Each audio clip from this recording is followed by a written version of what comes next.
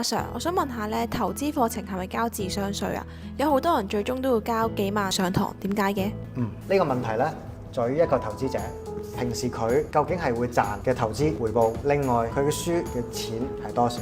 如果佢每一個月係可以賺到3萬，而佢每一個月可能有機會係輸3萬嘅話，咁佢嘅需求係啲乜嘢？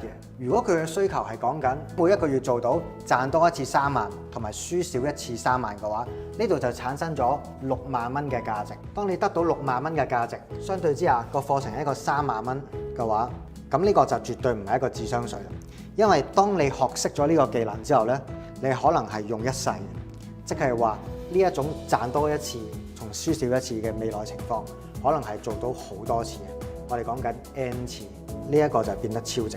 不過如果另一個情況呢，如果你本身嘅投資回報可能係得3000嘅啫，而呢一度呢，輸呢都係講緊3萬蚊呢個課程嘅費用呢，就要考量另一個因素，就係你有冇一座足夠嘅耐性。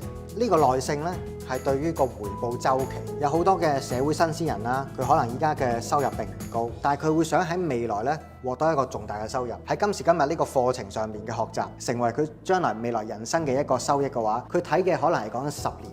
如果佢目標係用10年時間去慢慢達到佢嘅目的同累積嘅財富，今日嘅3000可能係未來嘅每一個月3萬，甚至乎30萬，咁呢一個嘅投資呢，就值啦。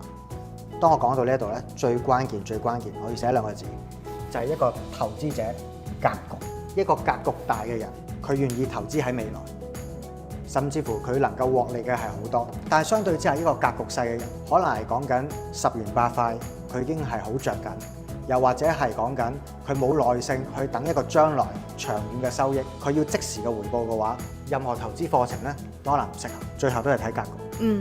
所以最關鍵呢，係睇佢嘅格局大同細。如果佢係一個大嘅格局嘅投資者，跟住再嚟呢，就講緊個課程。呢個課程可唔可以掌握一個成功嘅核心飛輪？阿 Sir， 咁咩叫做成功嘅核心飛輪？成功嘅核心飛輪理論呢，就係呢個世界信息太快，變化太多，但係中間呢，有啲核心呢係永恆不變嘅。而呢個就係投資者同埋消費者最核心嘅需求價值。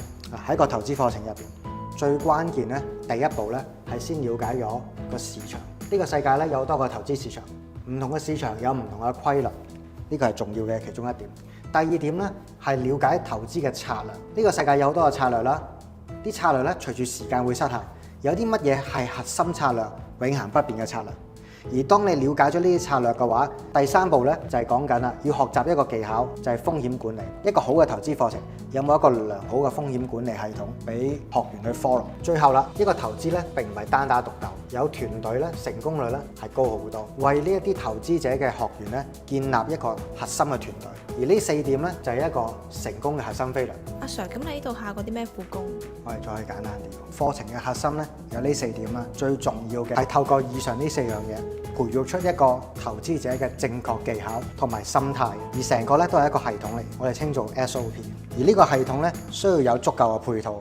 我哋依家課程咧有一個影片嘅 playback 系統，我哋將每一堂咧都有錄影，俾佢哋喺屋企彈性咁樣去睇得翻。我都明白啦，好多打工仔其實佢哋都係翻工嘅，有時可能夜晚會 OT， 冇辦法嚟到上堂。為咗彈性處理啦，令到佢哋有一個影片系統咧可以回看咧，係增加咗佢學習嘅容易度嘅。第二樣嘢啦，好多人去學投資策略，但係問題呢啲投資策略咧係冇辦法可以進行歷史測試。投資者要學識呢個策略，而佢用得翻出嚟咧，所需要嘅時間係非常之長，係冇辦法可能係講緊幾個月，甚至乎1年之內用得出。就好似李小龍打功夫咁樣樣，李小龍經過10年以上嘅努力苦練啦，先至成為李小龍。喺投資嘅世界，好多嘅人都可能係翻緊工，冇辦法用10年時間去努力鑽研呢個學問，成為李小龍。所以咧，呢個亮點咧就係我哋開發出程式交易。呢個程式交易咧就係一個賺錢嘅投資策略。我哋稱之為 EA， 呢個 EA 係可以穩定地去行使呢啲交易策略。投資者需要學習嘅就係需要學習去設定呢啲程式交易，佢就可以應用出呢種策略。而呢啲程式交易嘅設定入邊，亦都包含咗一個風險管理嘅機制。投資者如果能夠設定得好嘅話，就自然用得出呢個風險管理，而且係準確無誤。嗱，最後啦，喺我哋嘅團隊經營嗰度，我哋有一個 FF 級。呢個 FF 級咧就係我哋以往嘅畢業生，佢哋組織咗一個同學會。呢個係一個非牟利組織 NPO non-profit organisation。而呢個 non-profit organisation 咧 Forest 贊助咗大部分嘅資金俾呢個 MPO， 做咗一班天使團隊。呢個天使組織係幫助一班投資者嘅新生啦，去掌握投資嘅基本技巧同埋應用。FF 級今晚就開會啦，佢哋定期都會搞啲聯誼嘅活動，俾啲同學一齊參與，增加佢哋團隊嘅感覺同氣氛嘅。而呢一班最關鍵嘅，佢哋全部都係一個正面嘅人。當中程式交易就係最重要嗰一環。呢個程式交易咧，開發本身咧係需要第一有一個賺錢嘅策略。今時今日咧，我哋可以用 AI 去揾到一啲賺錢策略。當有咗 AI 強大嘅 AI 去揾一個賺錢策略嘅時候咧，第二步咧就係編程。而編程呢 part 咧需要解決大量嘅技術問題。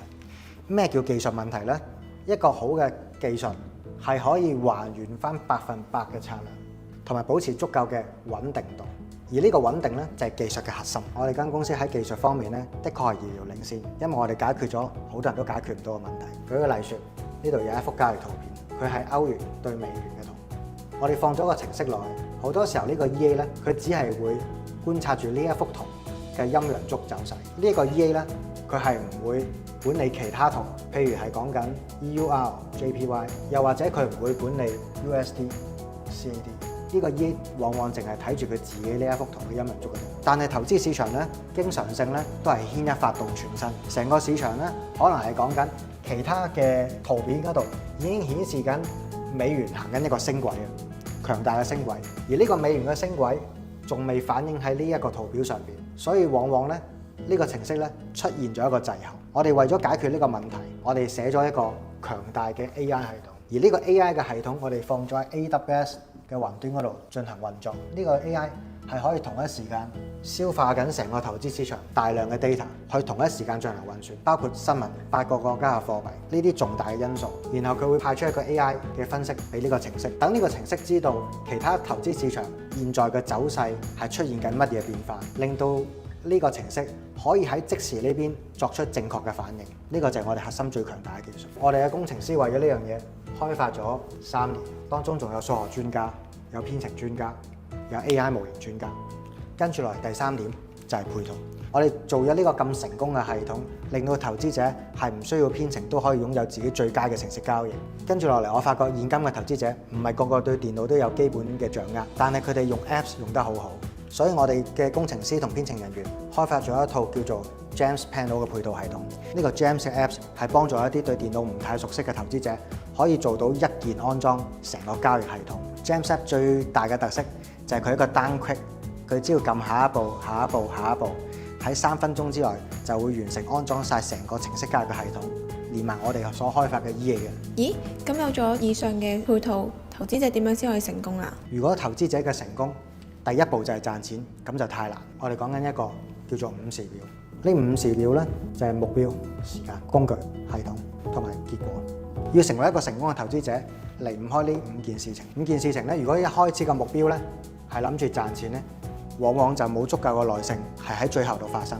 因為大部分嘅投資者一開始都係唔會賺錢，佢需要經歷一個學習期。而喺呢個學習期入邊，由於佢見唔到賺錢，所以佢哋好快會選擇放棄。所以真正咧個目標咧並唔係個結果嚟，賺錢個結果應該放喺呢一度，呢個係最終嘅結果。個目標咧係需要有知識，最重要嘅目標係掌握投資知識。至於時間方面係因人而異嘅，有啲人係2個月，有啲人係3個月，有啲人係半年，有啲人用1整年。呢個取決於咧投資者所花嘅努力。咁有啲投資者過去佢係有努力嘅，譬如佢嘅努力係講緊已經有10年嘅努力投資經驗同埋對市場嘅掌握，但係有啲投資者係白紙一張，佢唔會有過去嘅努力基礎，所以佢呢個努力咧可能係要花半年甚至乎1年。呢一度每一個投資者咧需要比較足夠耐性去進行學習，令到自己嘅知識水平可以提高。跟住落嚟就係工具，呢個工具我哋稱之為 EA， 即係有個程式。程式亦都真係有好多種，可以分好同壞。